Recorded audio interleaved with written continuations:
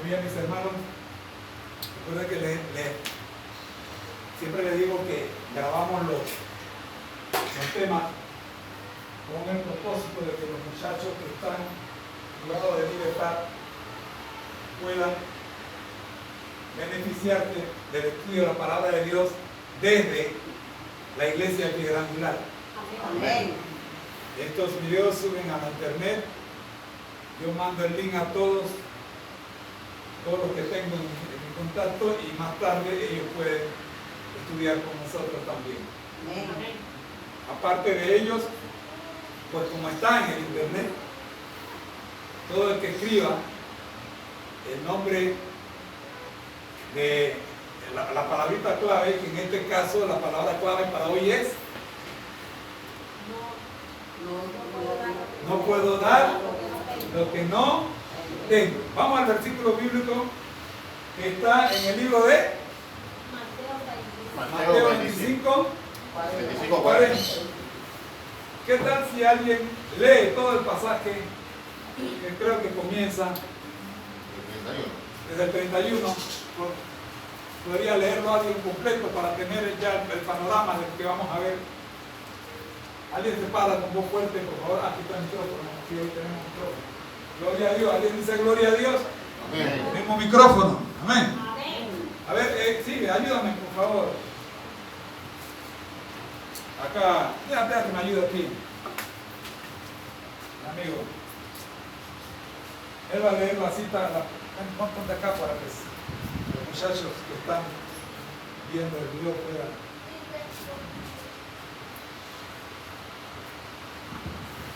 El título es El juicio a las naciones. Cuando el Hijo del Hombre venga en su gloria y todos los santos ángeles con él, se sentarán en su trono de gloria. Y todas las naciones serán reunidas ante él. Entonces apartará los unos de los otros, como aparta el pastor la oveja de los cabritos. Pondrá la oveja a su derecha y los cabritos a su izquierda. Y entonces el rey dirá a los de su derecha: vengan, benditos de mi Padre, hereden el reino preparado para ustedes de la fundación del mundo. Ya de la fundación del mundo. Porque tuve hambre y ustedes me dieron de comer. Tuve sed y me dieron de beber. Fui forastero y me recibieron. Estuve desnudo y me cubrieron. Estuve enfermo y me visitaron. Estuve en la cárcel y vinieron a visitarme. Entonces los justos le preguntarán: Señor, ¿cuándo te dimos con hambre y te dimos de comer, o con sed y te dimos de beber? Y cuando te vimos forastero y te recibimos, o desnudo y te cubrimos. Cuando te vimos enfermo o en la cárcel y te visitamos. Y el rey le responderá: de cierto le digo que todo lo que hicieron por uno de mis hermanos más pequeños, por mí lo hicieron. Que Dios bendiga su palabra. Amén. Vamos a orar. Hermana, por favor, ¿no tiene la oración? ¿Ustedes?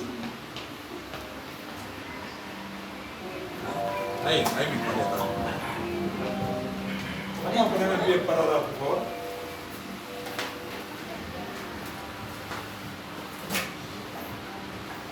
Oremos. Padre nuestro que estás en los cielos, santificado sea su santo nombre. Le damos gracias pues por estar aquí reunidos esta mañana para dedicar, estudiar tu palabra. Pedimos por el hermano Moreno que trae el mensaje. Bendice este mensaje que llegue a cada corazón, Señor. Perdónanos si en algo hemos fallado. Que el Espíritu Santo nos guíe y nos ayude a entender su palabra. En el nombre de Jesús se lo pedimos. Amén.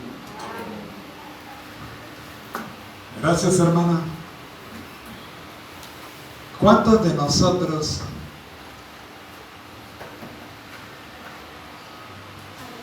hemos aprendido e incluso le hemos enseñado a nuestros hijos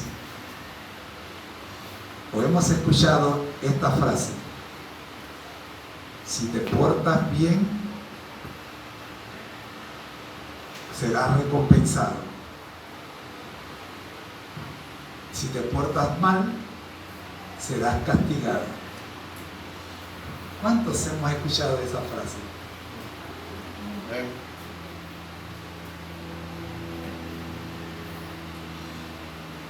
¿Con qué frecuencia seguimos repitiendo esa frase todos los días? Si te portas mal, serás castigado; si te portas bien, serás recompensado. Y crecemos con esa idea en nuestra cabeza, y cuando vemos en las noticias que los hombres que se han portado mal son liberados y son encontrados inocentes, o por lo menos no culpables, mientras que otros, porque no pudieron probar su inocencia, están en la joyita o en otra cárcel, solo porque no pudieron probar su inocencia, siendo inocentes. Entonces nosotros miramos y decimos: ¿dónde está la frase si te portas bien, serás recompensado; si te portas mal, serás castigado? Porque pareciera las cosas al revés, ¿no? Si te portas mal, ¿ves? Está bien que te portes mal si al fin y al cabo no te van a hacer nada.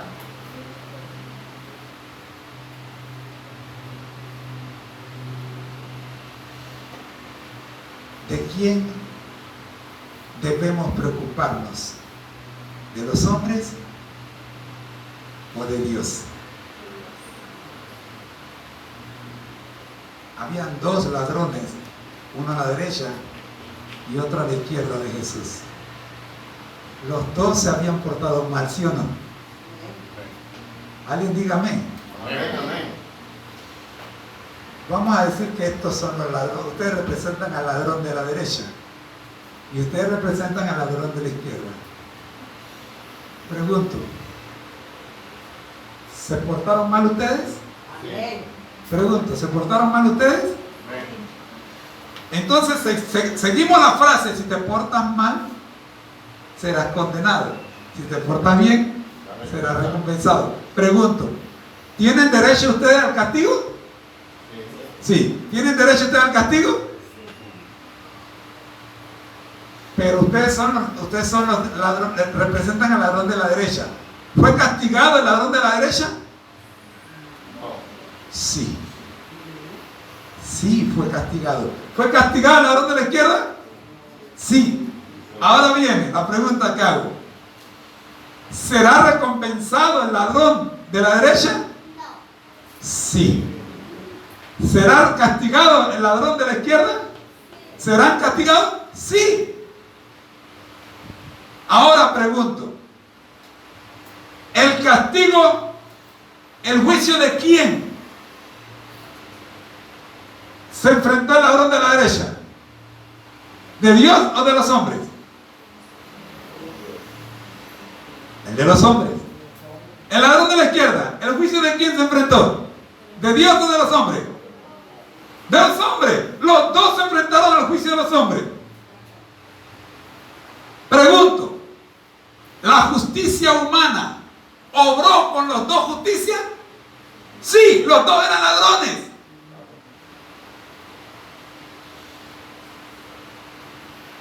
síganme la línea.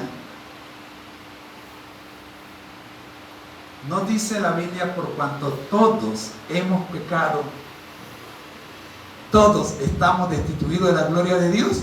Amén. Entonces pregunto, ¿merecemos los de la derecha el castigo del hombre? ¿Sí o no? Pues claro, ¿merecemos los de la izquierda el castigo del hombre? Claro. Ahora pregunto, ¿seremos castigados por la justicia humana todos? Pues claro, todos veremos la muerte.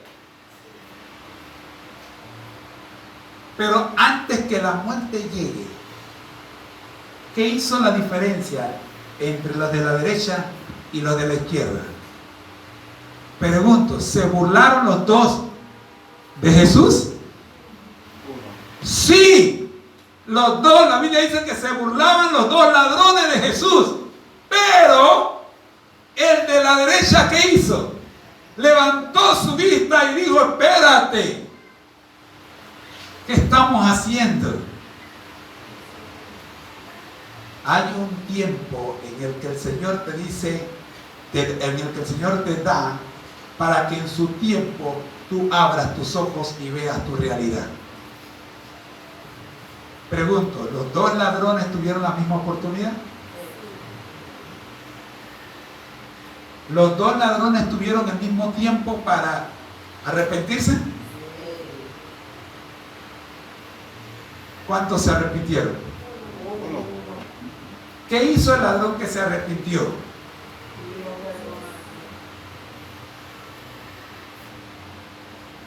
Entonces, el arrepentimiento exige una acción.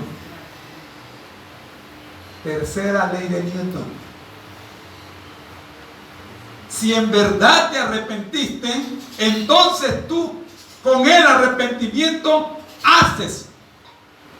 actúas de una manera diferente. El ladrón arrepentido dejó de burlarse de Jesús. Amén. El ladrón no arrepentido siguió burlándose de Jesús hasta que llegó su muerte. Mi pregunta es, hermano, ni tú, ni yo estamos en la cruz físicamente, pero sí estamos en el tiempo de prueba. La lectura que tuvo nuestro hermano Herminio nos enseña cómo actúa el ladrón de la derecha versus el ladrón de la izquierda.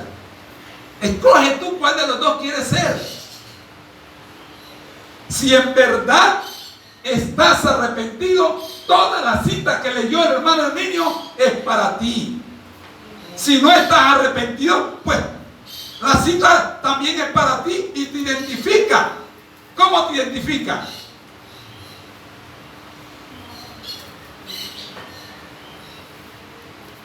Durante este trimestre hemos estado viendo esta cartilla. Uno de estos, mis hermanos más pequeños. Lección 6. Recuerden, son dos ladrones. Somos dos grupos, derecha e izquierda. Jesús en el medio. La pregunta es, ¿qué hace la diferencia entre el de la derecha y el de la izquierda? Con el de la izquierda. Ambos están en sus últimos 5 minutos de vida. ¿Cantan conmigo? Ambos están viviendo sus últimos instantes de vida. Pregunto, iglesia, ¿Cristo viene o no viene? Amén. Entonces, ¿estamos o no estamos en los últimos tiempos, en los últimos minutos, en los últimos segundos de nuestra vida? Amén. Entonces estamos en una situación en la que tenemos que identificarnos. O somos de la derecha o somos de la izquierda. Lección número 7 dice: Jesús y los necesitados. ¿Será que el ladrón de la derecha, durante esos últimos segundos de vida, le fueron suficientes para que cuando Jesús venga, se acuerde de él y lo lleve con él a su reino, como fue su petición. Ese ladrón no pudo bajarse de la cruz para hacer físicamente lo que Dios le estaba pidiendo. Pero tú y yo sí podemos hacerlo, aun cuando nos espera una cruz.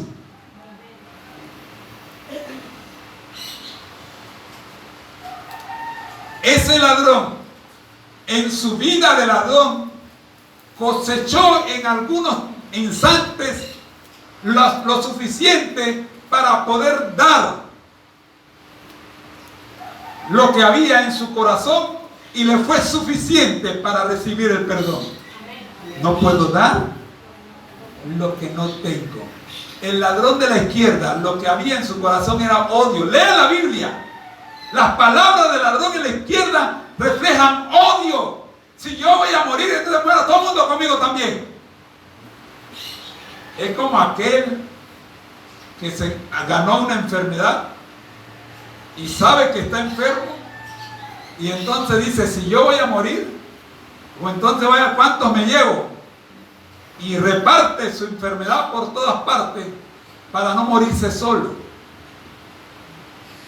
Hermanos míos, tú y yo sabemos que vamos a morir, ¿sí o no? Pero mientras tanto, ¿qué hacemos? ¿Repartimos la enfermedad o repartimos la cura?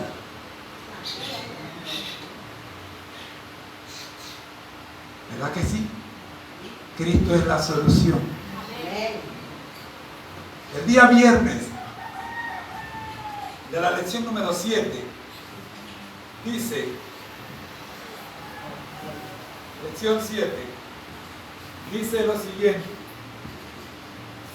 en los evangelios el ministerio de Jesús se presenta y se explica en relación con la obra de los profetas del Antiguo Testamento. Las buenas nuevas para los pobres, la salud para los quebrantados de corazón y libertad para los cautivos, que proclamaron como indicadores del Mesías, y Jesús lo demostró en todo su ministerio. Con todo, con su muerte, Él también sufrió la peor de las injusticias. Finalmente, superó lo peor de la humanidad caída y lo inhumano, que está con ella. Que esta conlleva, gracias a su muerte injusta en favor de nosotros, podemos obtener perdón y tenemos la promesa de la vida eterna. Jesús es nuestro modelo a imitar. Yo pregunto, ¿pudo bajarse de la cruz? Claro que podía bajarse de la cruz. Pero ¿por qué no se bajó de la cruz? ¿Sabe por qué no se bajó de la cruz? ¿Por qué no se bajó de la cruz? Porque en la cruz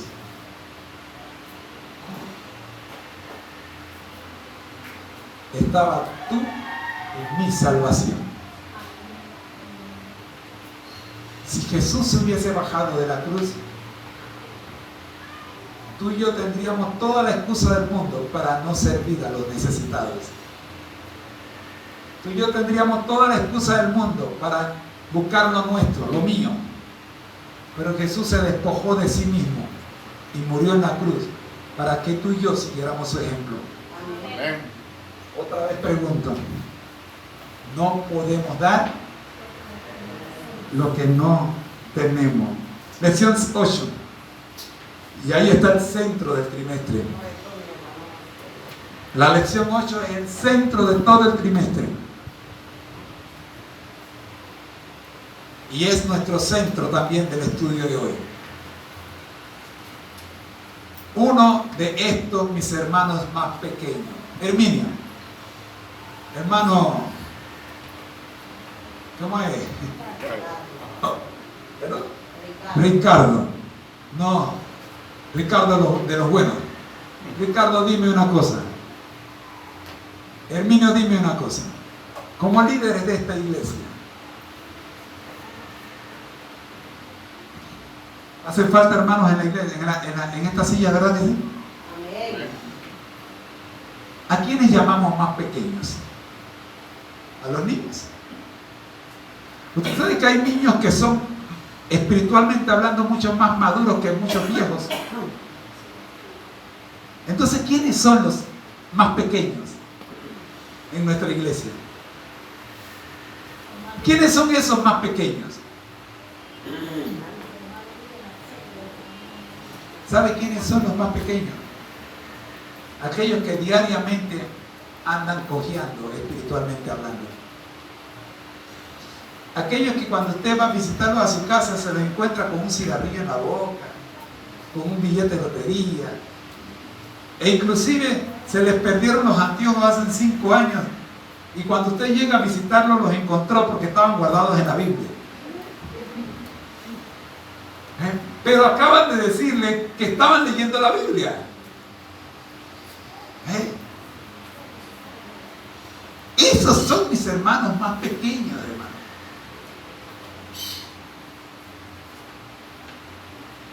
Cuando tú tienes la oportunidad de atender a estos hermanos que todos los días cojean, aunque tengan 50, 60 años de estar en la iglesia, pero cojean, hermano Ruda. Son mis hermanos más pequeños.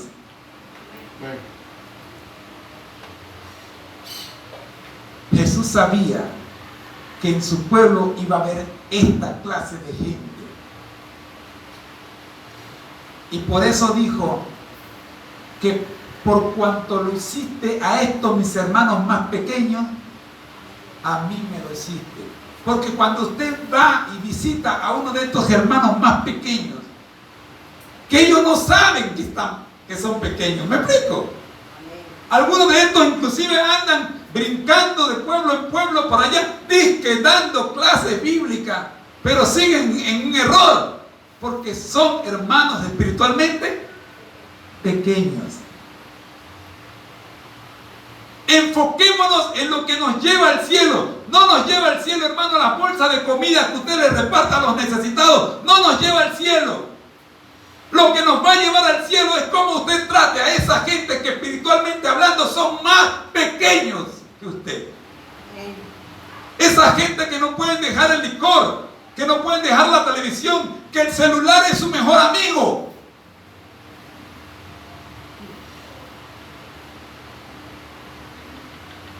Esa gente que para dormir tienen que fumarse un buen cigarrillo, pero están en la iglesia. Esa gente que en la mañana temprano tiene que tomarse una taza de café, porque si no tienen dolor de cabeza horrible durante el día, pero están en la iglesia. Esa gente que cuando se les sirve la comida, si no está el pedazo de carne encima del arroz, la lenteja, los frijoles y demás, no han comido.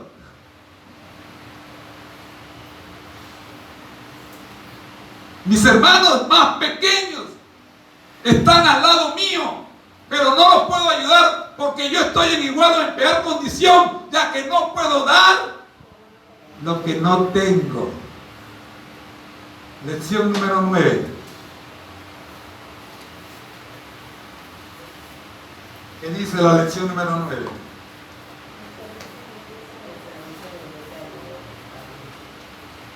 El servicio en la iglesia del Nuevo Testamento. ¿Qué ocurría en el Nuevo Testamento? ¿Qué ocurría con la iglesia primitiva? ¿Qué estaba ocurriendo cuando la iglesia se estableció y Cristo fundó esa iglesia y la dejó establecida?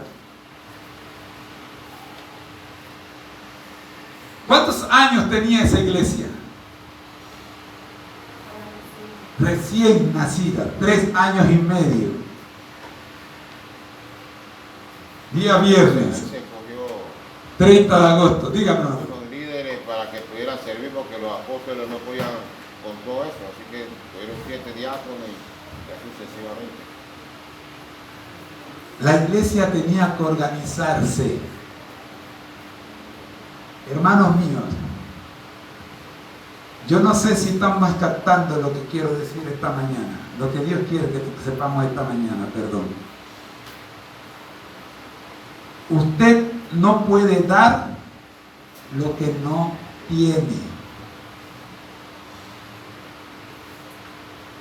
La iglesia se organizó y notó que había una gran necesidad entre los hermanos que estaban en la iglesia, que eran viudos, las viudas, entre los hermanos que no tenían trabajo. Se notó una gran necesidad, pero no se podía dejar de predicar el evangelio por atenderlos a ellos. Y la iglesia se organizó para cumplir con las dos funciones. Amén. Predicar. Hermanos de esta iglesia, organícese para que pueda dar de comer física y espiritualmente hablando. Una cosa no cierra la otra. Día viernes 30 de agosto. ¿Qué dice allí? Impulsados por la comisión de Jesús, ¿cómo debemos actuar nosotros? ¿Impulsados por quién? ¿Cómo debemos actuar? ¿Quién debe ser nuestra fuerza, nuestro objetivo? ¿Quién debe ser nuestro empuje? Ay, yo no voy porque el hermano Ricardo no va. Ay, hermano, mire, el hermano niño se quedó en su casa durmiendo, así que yo me quedo también. ¿Alguien me está captando? Ay, es que la hermana Yosira ya no viene a la iglesia, así que yo voy a hacer lo mismo. ¿No les suena parecido? ¿Ah? Ay, es que nadie le dice nada a la hermana Marta que viene una vez a la semana, al año a la iglesia. Así que yo voy a hacer lo mismo. Nadie le dice nada al hermano Mario que viene cuando no trabaja los sábados. ¿Aló? ¿Cómo actuó Jesús? ¿Cómo se comportó la primera iglesia? La iglesia del Nuevo Testamento. ¿Será que nosotros nos parecemos a la iglesia del Nuevo Testamento? Impulsados por la comisión de Jesús y el poder del Espíritu Santo, los discípulos y los primeros creyentes se dispusieron a compartir el mensaje y la misión de Jesús con la mayor difusión posible. Hermanos míos, no podemos dar si no tenemos a Cristo y a su Espíritu. Nosotros no podemos cumplir la misión. Lo que logró y la clave del éxito de la iglesia del Nuevo Testamento fue que ellos tenían a Jesús y al Espíritu Santo. Termina diciendo, la iglesia primitiva era un nuevo tipo de comunidad que compartía, o sea, que daba. ¿Ok? Que daba lo que tenía con los necesitados. Sí, suena muy bien, hermanos, hacer una iglesia grande en esta comunidad y seguir ampliando la iglesia.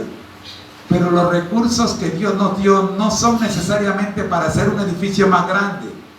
Hay grandes necesidades aquí en nuestra iglesia, en nuestro alrededor de nuestra iglesia, que nosotros invirtiéramos correctamente los recursos del Señor. Esos recursos serían beneficiosos para que aquellas personas vinieran a Cristo.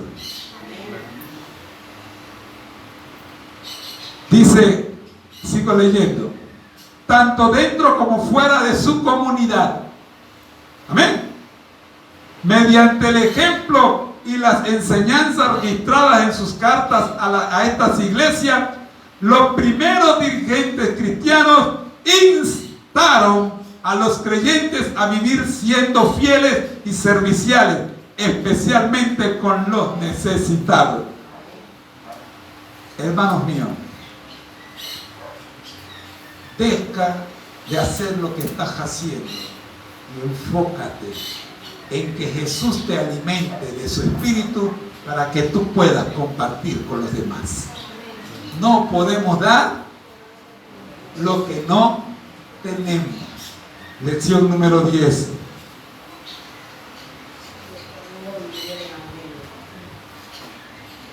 Por supuesto, si vimos cómo vivió la iglesia primitiva el evangelio, recoge el agua. Podemos entonces nosotros hacer lo mismo. ¿De qué modo vivir el evangelio? No podemos dar lo que no tenemos. Vino la vecina María a tu casa. Madre, vino la vecina María a visitarla. Y la vecina María venía a conversar con usted sobre lo que le pasó a la vecina Marta. Y cómo el marido se le fue con otra. Y usted, como que es miembro de iglesia, ¿qué hace?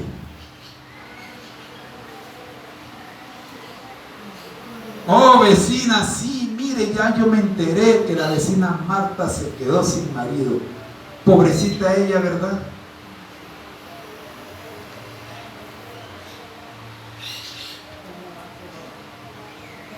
Y empieza la vecina a contar la historia. Hace rato yo lo venía viendo.